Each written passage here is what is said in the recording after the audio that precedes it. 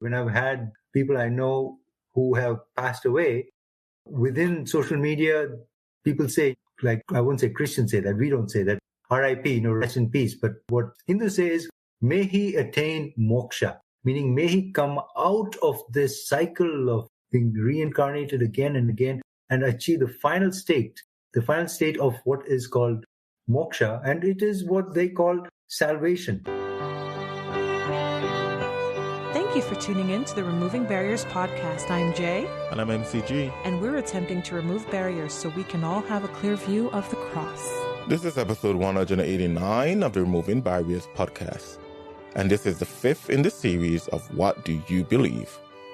And in this episode, we'll be looking at what those who practice Hinduism believe.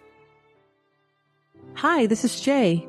MCG and I would like for you to help us remove barriers by going to removingbarriers.net and subscribing to receive all things removing barriers.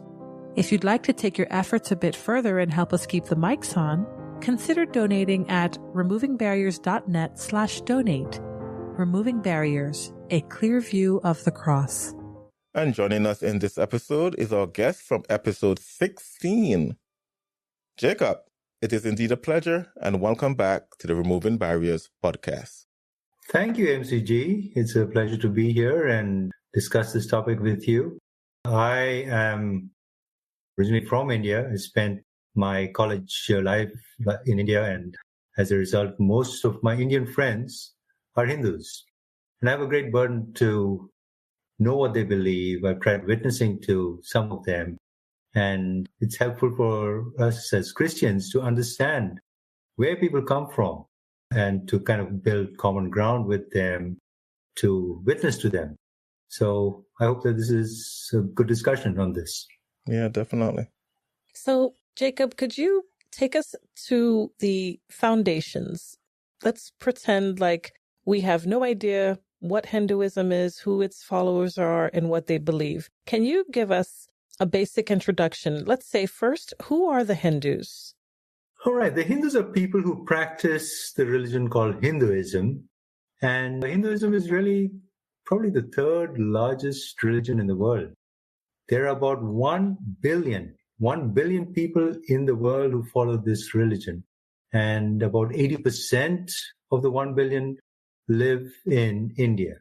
Oh, wow. And it's estimated that in America, there are about 3 million Hindus. More have come since 1965 than before that. They say that Hinduism is the oldest religion in the world. Is that true? Historians say that. And what you need to remember about Hinduism is Hinduism really didn't start off as a religion. They don't have a single founder. It was kind of a way of life, various philosophies that existed in one of the ancient civilizations of the world. We are quite familiar as Christians with civilizations in the Middle East. When we read about the Canaanites and the gods that they followed, Baal and Ashtaroth, and there are a whole lot of other gods that we read about in Kings and Samuel and places and books like that, we get an idea that there was an ancient civilization there. And that was in the Middle East. But at the same time, in other parts of the world, and we are aware of the Roman and the Greek civilizations that were coexisting around that time. But there was in the Indian subcontinent this pretty advanced civilization, which is where Hinduism started. So it's really ancient India that this philosophy really started off in. All right. Tell us more about the history of Hinduism. Okay, let me start off by describing what is commonly known as the Indian subcontinent. The Indian subcontinent comprises of modern-day Pakistan to the west, to the north and west, the whole country of India, and north of India, Nepal is another small country out there that's primarily Hindu right now. And then there's a kingdom called Bhutan in the kind of northeast of India. And then to the east of India, there's Bangladesh. And there's an island to the south of India, Sri Lanka. So these 5-6 countries together make up what's called the Indian subcontinent. And there is a river on the western part of North India. Most of this river is in present-day Pakistan, called the Indus River. So there was an ancient civilization in the Indus Valley that existed at that time. And because of, what artifacts they've got from that period, they trace it back to about 5000 BC. That's give or take a couple of thousand years, really. Some historians say it's only 3000 BC. But in 1924, there were some historians and archaeologists who uncovered remains of an ancient city called Mohenjo-Daro. And this ancient city had paved roads, it had a sewer system, and it appeared to be quite advanced. And based on what they got from those excavations, they trace it to about, between 3000 to 5000 BC is when that civilization existed. I'm looking at a map and I did not realize that the Indian subcontinent included all of these other countries. And obviously with the Indus River being there, the Indus River Valley civilization, I imagine, being as advanced as it is, that's incredible to understand that history. What are the core beliefs of the Hindus? If it started out as a way of life, but then it gradually morphed into what we now understand to be a more or less organized sort of religion, if we can call it that, what are the core beliefs that Hindus believe? Okay, now this gets kind of interesting. I should also say that, the term Hindu really came from the Indus River, and it was a term used by the Persians who called the people who lived to the east of the Indus River as Sindhus. And this was later on, I think, mispronounced as Hindus, and that's how that term came about. But really for over 1,000 years, that label Hindu really did not have any religious connotation. And it was only in the early 19th century that the term Hinduism was coined by certain British writers to refer to all the, what I call Vedic religion of that area. And I'll talk a little bit about the Vedic religions. But to your question, what do they believe? Most Hindus believe in an immense force, a unifying force that governs all existence, and it cannot completely be known by humanity. So they believe that there's this force that governs everything. There's a force that's in me, there's a force that's in you, there's a force that's in an animal, there's a force that's in the trees that we see, there's even a force in a rock, and the force even could exist in this laptop. So this force is known as Brahman. So this is what is all inclusive. I mean, it has everything. So they themselves say this really cannot be understood by humanity. It's beyond our imagination. But just know that this is in everything that is in existence.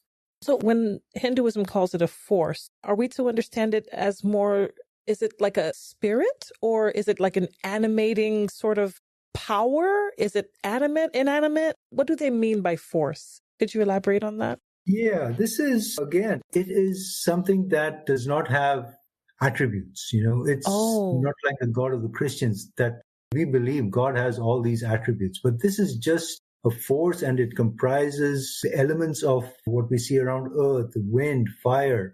All these things make up this force that's there. And in practice, the individual gods and goddesses of Hindus are really personifications of this cosmic force that's there. And the Hindus that I know and the Hindus that we meet on a regular basis, some of them are really just cultural Hindus. They just follow some rituals, some traditions that their family has carried down through the ages, while others are more religious and study their ancient texts and so on. But each Hindu in practice, he or she worships a few, deities that he believes directly influence his or her life. And by selecting one of these deities to worship, and by conducting rituals which kind of are designed to facilitate contact with them, a Hindu devotee really tries to experience his unity with this force. So you have scholars, you have philosophers, they kind of debate the finer points of Hindu theology, but most, lay worshippers of the Hindu faith, they just call upon their familiar gods for their desires, for their everyday hopes and problems. So you may have heard that the Hindus have so many gods, that they have 300 million gods. And this really is something that's puzzling to non-Hindus. Why do you have so many gods? And what a Hindu would describe it as, they say, this force that we have, this divine force is like a diamond with innumerable facets and innumerable sides of it. And each deity that they have is really one facet of this diamond. So one or another of the facet may have a particular significance and an appeal to one individual. And by acknowledging the power of that individual facet, the believer does not deny the existence of others. So the Hindu affirms that, there could be other aspects of this divine. It's just another aspect of the divine that we have kind of understood as another God that they have. So it's a religion that keeps evolving. And there are different forms of Hinduism that are practiced in different parts of India. A Hindu that comes from the south of India, he probably worships another god than a Hindu that comes from the west or the northeast of India. I have a friend of mine who's, he's again not a practicing Hindu as such, but he's a cultural Hindu. He'll identify as a Hindu. And he's told me that, he's going to India and he's already there, on the way there. And his grandfather or grandfather's brother told him, hey, you should go to this small town where our God resides. So he says, okay, I never knew about that. So he's going to go back to this hometown to go and kind of pay respect to their family God. And it's a God that probably is only worshipped in that small town or just in his family. So there are many gods that they have, but they would kind of debate that point. They say, we're not worshiping many gods. It's just that the gods that we have are different incarnations or different personifications of this immense force that we believe in. All right. Well, why don't we compare the Hindu core belief and align it? How does it align with the core tenets of Christian faith? Okay. So again, before we go into that, we need to really talk a little more about what they believe. Go right ahead. I want to really explain a little more about this. Like I said, Hindus view their gods and goddesses as personifications of this immense force. And they say that, they have three main deities, which is known as a Trimurti. That's a word in Sanskrit. Sanskrit was a language spoken in ancient India and forms a basis for Hindi and a lot of the languages spoken in the northern part of India. So they believe main deities are Brahma, which is the creator of the universe, and another god called Vishnu, who is a preserver of the universe, and Shiva, who is a destroyer of the universe. And some Hindus would even say that Jesus is or was a manifestation of one of their gods. So they look at Jesus and say, okay, we can put him here as with the other gods because he's just a manifestation of this force that's there. So a Hindu would have no problem with having a statue of Jesus next to a statue of Krishna and another picture of Shiva, one of their gods. So I should also talk about their scriptures. I would like to talk a little bit about the scriptures. The main scriptures that the Hindus have are what are called as the Vedas. You may have heard of the term. You hear about Ayurvedic medicine. Ayurvedic medicine, really, the Vedic part of it is really obtained from the Vedas. There's this medical component of the Vedas that talks about how different plants can be used for healing and for health and so on. So the Vedas are texts which were composed around 1500 BC, and it's a collection of verses and hymns that were written in Sanskrit and contain thoughts and philosophies and, in a way, revelations of these ancient sages that Hinduism had. And after that, there's another book that really, not after that, around the same time, there's another text called the Upanishads. It's a text that provides a basic source of many important thoughts of Indian philosophy, such as karma. I mean, you may have heard of the term karma, and we can talk a little bit about that. Mm-hmm. And that'll give us an understanding of how it compares with what we know in Christianity. And then there is another text called the Bhagavad Gita. Bhagavad Gita is really an epic poem. It's part of a poem called the Mahabharata, and it has about 400,000 verses. 400,000 verses make up this epic called the Mahabharata. Oh, wow. The Bhagavad Gita is a sacred text, and it's part of the Mahabharata. And there's another epic poem called Ramayana, which is something that, the more religious Hindus would study and read it. But again, I must tell you that most Hindus do not read or study these scriptures. It doesn't have meaning to them like the Bible has for us. So scripture in Hinduism really does not have the same place in their religion as scripture does in other religions like Christianity. And it's a great weight on what the Bible says. We say what the Bible says is truth, and we go by that. So the Vedas are really considered by most people, most Hindus, as sacred writings, but they're not the only source of knowledge for what you need to know about God. They say there are other experiences, other means of getting this knowledge, such as a person's personal experience with the divine. And these are regarded almost at the same level as what they read in the Vedas. And some Hindu philosophers have taught that, the Vedas, these other sources of knowledge should be seen as secondary to what's written in the Vedas.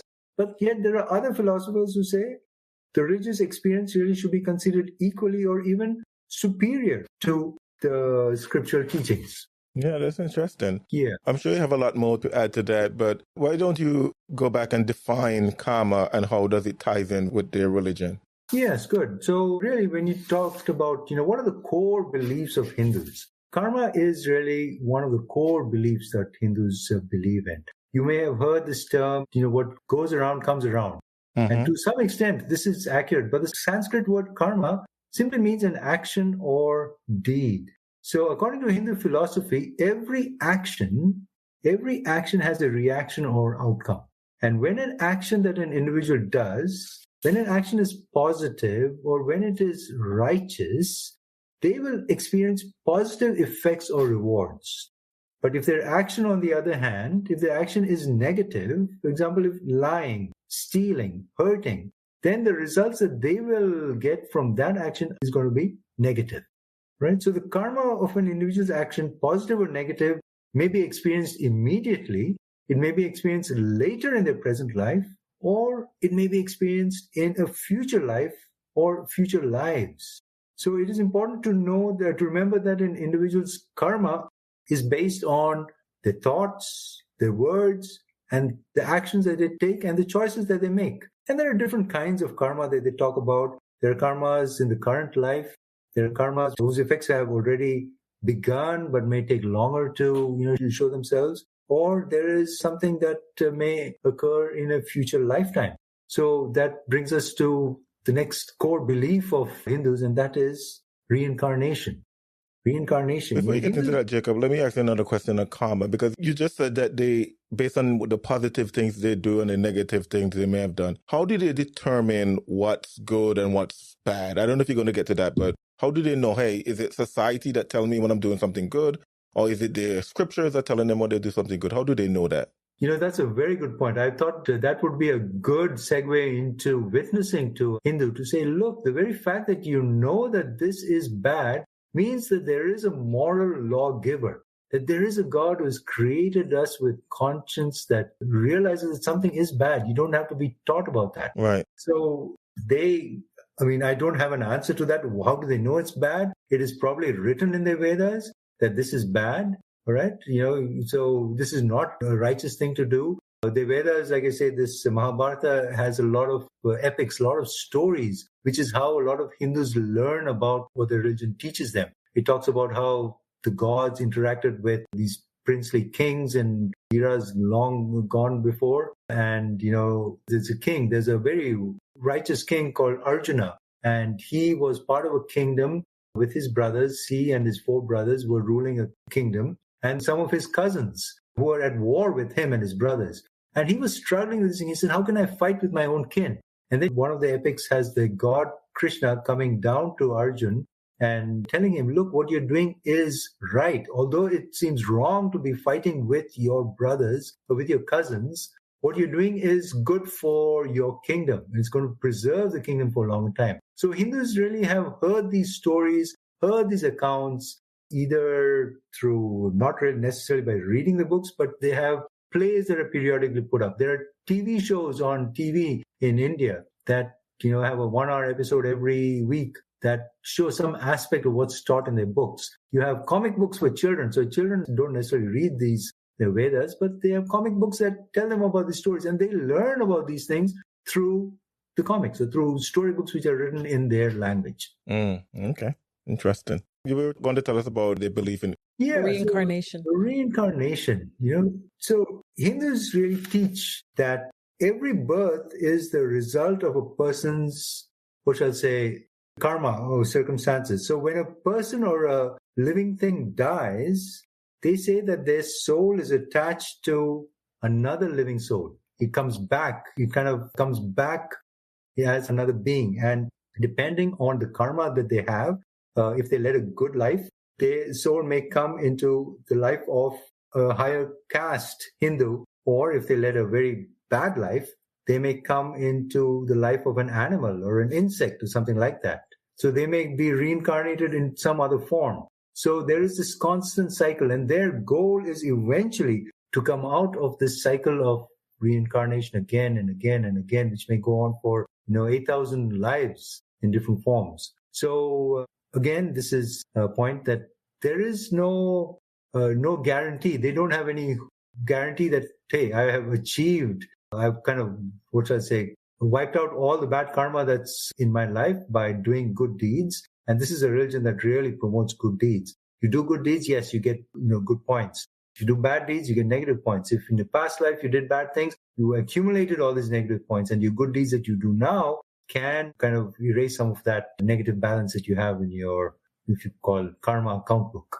So that is what reincarnation is all about. So the process of reincarnation and the presence of souls in all living things is really one of the reasons why Hindus are kind of encouraged to show respect for all forms of life. That's why you have heard that a lot of Hindus, and it's not that all Hindus are vegetarians, but they hold even animal life in high esteem in a way. So a person's suffering, for example, in this life may not necessarily be just physical or material suffering. It just may depend on a person's state of mind. You might have a person who is born in a wealthy family, but because that person has a disposition that doesn't allow him to enjoy all that he has, he really mentally suffers in the life that he has right now. So there's a different understanding of suffering in their lives. But they somehow believe, yes, it is because of what you did in your previous life or what your soul did in the lives of the people that the soul inhabited in the past. Right. Is Hinduism the religion that believes that cows are sacred?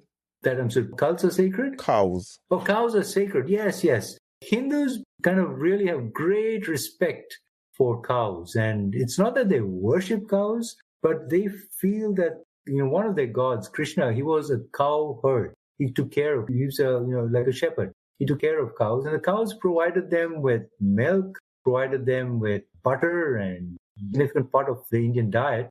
And again, even the dung of cows is used as dried and it's used as fuel in the poorer parts of India.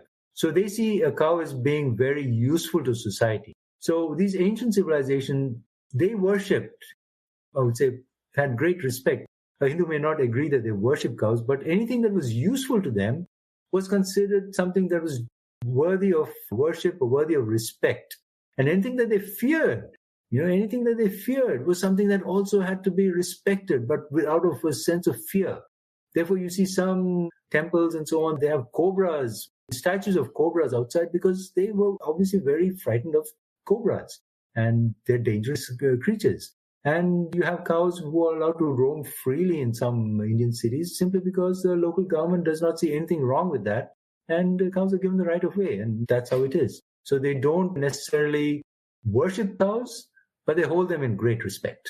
Got a quick question here, and it may be backtracking a little bit, but you mentioned when you were talking about reincarnation that having good karma allows you to come back as something better than your previous life, whereas bad karma has the opposite effect. This may be a silly question, but does that belief have anything to do with how the caste system was set up in India? How there are certain people at, high level or at a high caste or a more important caste than lower ones, and there was no interchange or intermixing between the castes? Does that tie back in any way to reincarnation and the principle of karma in the Hindu faith?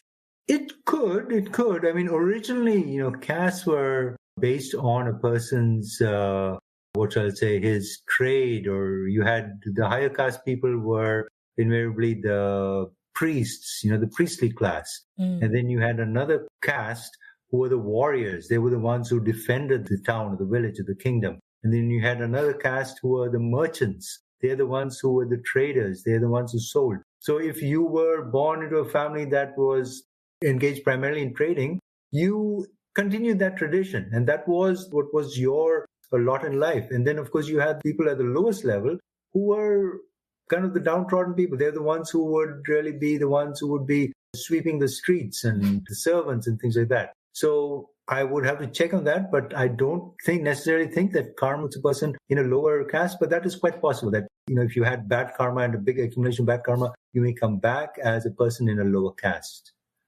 Gotcha. Thank you for that. Yeah, so I think we were talking about, how does the religion square up with core tenets of Christianity? I think you hit the nail on the head there in showing, what they believe. I think another question that goes along with that, and you can, kind of group them together, is according to the Hindus, how is a person reconciled with God? How is a person reconciled to God? Yes. So again, let's come back and talk about this Hindu concept about God. Throughout history, Hindus have deeply thought about the nature of God. Their books, their holy books, you talk about, this God, and they call this infinite God, which I talked about, this cosmic universal force. They've given a name to that, and that name is Brahman. Brahman is the name of that force, not to be confused with Brahmin. Brahmin is the upper caste. They're the highest caste of people who are, the priestly class, the philosophers, and so on. Those are Brahmin. And also there's another God called Brahma. So again, Brahman, the Brahmins and Brahma, these are similar sounding terms, but they really mean different things. So again, what was your question? Just tell me that again. I just lost that. How is a person reconciled to God according to the Hindus? How is a person reconciled to God? Okay, so because they believe in reincarnation, right? They believe that when you come and you go through this cycle of what they call samsara, of being born again, birth and life, and then death, and then becoming reborn, the person eventually reaches a stage where he is at one with this unifying force. And that is salvation to them. That is what they, in the Hindu term, is called moksha.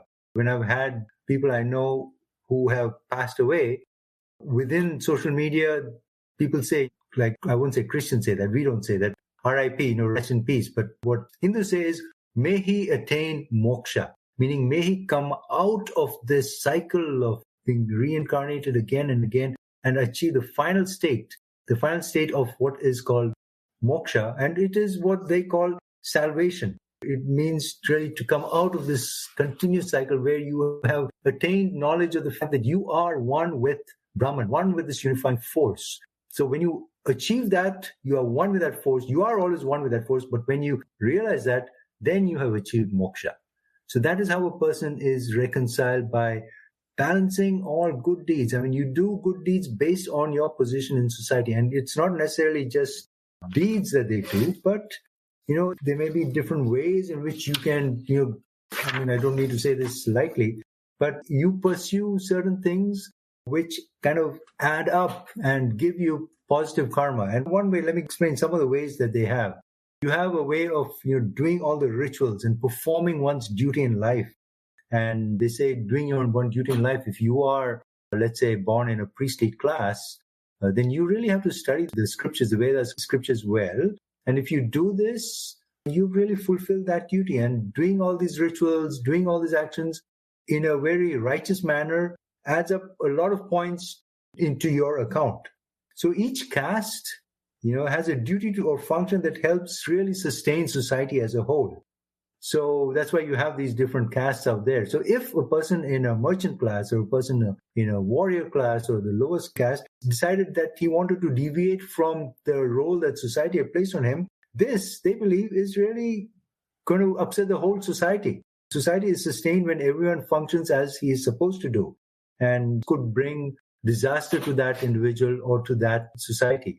That's why in the past, not so much in the more recent generations, but if you had a couple from, a boy and a girl, a young man and a young lady from different castes who wanted to get married to each other, there would be tremendous opposition, because they would say, what caste is your child going to be in? So there's a lot of opposition to marriages between different castes. And I have friends and people I know, a lot of them who really born into the higher caste, who are Brahmins. And Brahmins like to kind of maintain purity in everything that they touch, that they eat. So they won't really accept food that has been prepared by non-Brahmins. It's a very strict Brahmins, let me put it that way.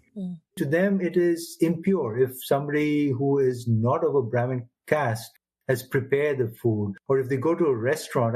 The very religious Brahmins would not go to a restaurant where both vegetarian and non-vegetarian food is prepared, because they are vegetarians and they don't want their food to be cooked in a utensil that may have been used to cook non-vegetarian food.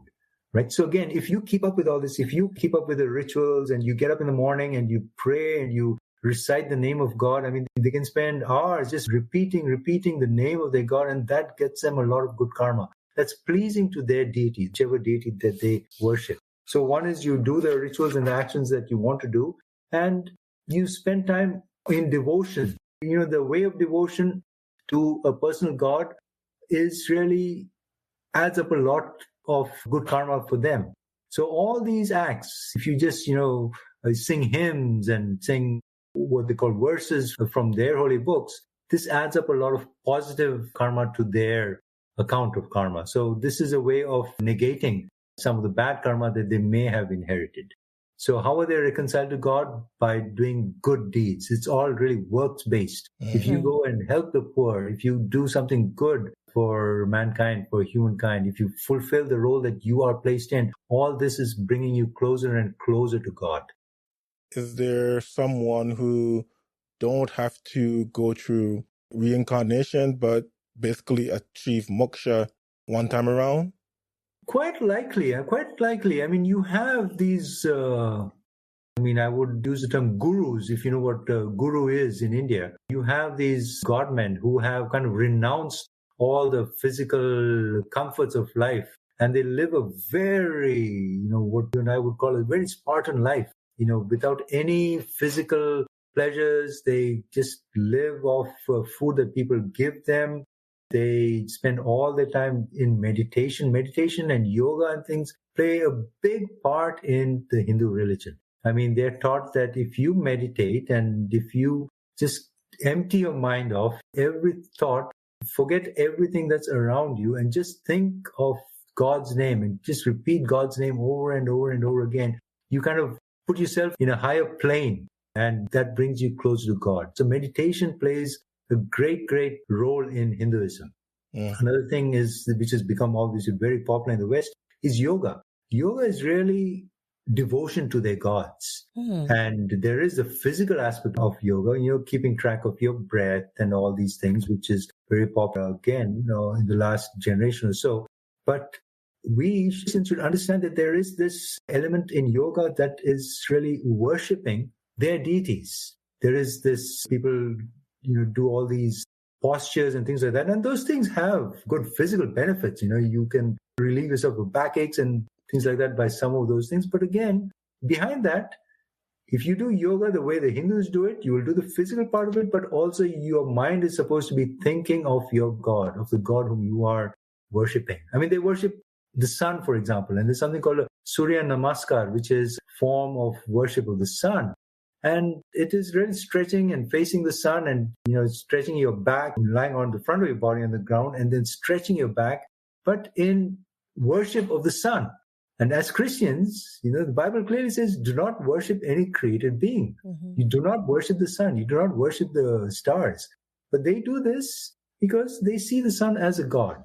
So there's something called Surya Namaskar, and that really, Surya is the word sun, and Namaskar is you greet the sun in the morning. That's part of the simpler forms of yoga. So yoga is something that is really taught in Hinduism as a form of worship and devotion to their gods. All right, interesting. I was going to ask you about yoga as you mentioned it, but then you were one step ahead of me. All right, Jacob, so let's wrap it up. And is there anything else that we should know about Hinduism that you didn't get to touch? Well, I want to say one thing is that Hinduism has no concept of sin. Hindus believe that human beings can create good or bad consequences for their action. And this is the idea that is karma. So when you tell them this is sin, they said, well, maybe it's not really sin, but it's just you're going to have a negative reaction to that. That's one thing. And another thing is Hindus have this very, pluralistic view that all or multiple paths can lead to God. So your way is good for you. My way is good for me. So there is a lot of opposition among Hindus to conversions, to people who get converted. And unfortunately, it has been true in the past. There are groups who kind of, I wouldn't say bribe, but kind of coerce people by maybe giving them benefits if they convert to Christianity. And really, there is no person who can be bribed to convert to Christianity. I mean, every person is a convert to Christianity. Anyone is born into, the Bible tells us, into the devil's family, and you have to hear the gospel, respond to the gospel, and that's how you become a Christian. You can't, well, if you become a Christian, I'm going to give you admission into St. Thomas's School here in the city. That's kind of bribery, and that person doesn't really get converted as a Christian. But this person records his name as a Christian, and this has generated a lot of negative, what shall I say, thoughts about witnessing and proselytizing within India. So there are several states in India who have passed laws that say basically it is a crime to convert a person, to convince him to change his religion. So that's one thing I just wanted to mention. Oh, wow. All right. Well, Jacob, we'll do this again. Hopefully we have some other aspect of Hinduism that we want to get into, but we'll end it there for now. So thank you so much for joining us on the Removing Barriers podcast. Thank you very much for allowing me to join you. This is the Removing Barriers podcast. If the podcast or the blog were a blessing to you, leave us a rating and a review on your favorite podcast platform. And don't forget to share the podcast with your friends. Removing Barriers, a clear view of the cross. Thank you for listening. To get a hold of us, to support this podcast, or to learn more about Removing Barriers, go to removingbarriers.net. This has been the Removing Barriers podcast. We attempted to remove barriers so that we all can have a clear view of the cross.